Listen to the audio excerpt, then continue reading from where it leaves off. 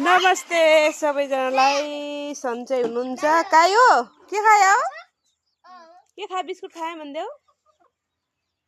थाहा छैन मेरा मुर्गाहरू चाहिँ आज आँगनभरि भएछन् है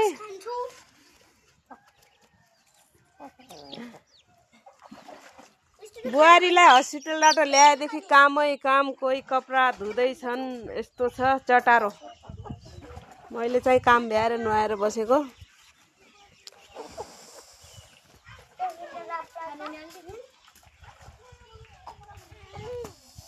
के भयो चिसो भयो बुहारीलाई खुवाउने भनेर पालेको मुर्गा बुहारीको सिजर भयो साथीहरू के गर्ने है त्यसैले अब मासु चाहिँ कम कम दिनु पर्ला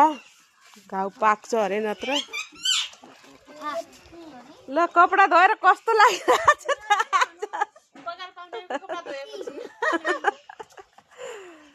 कति स्यालेरी मिल्नेवालो छ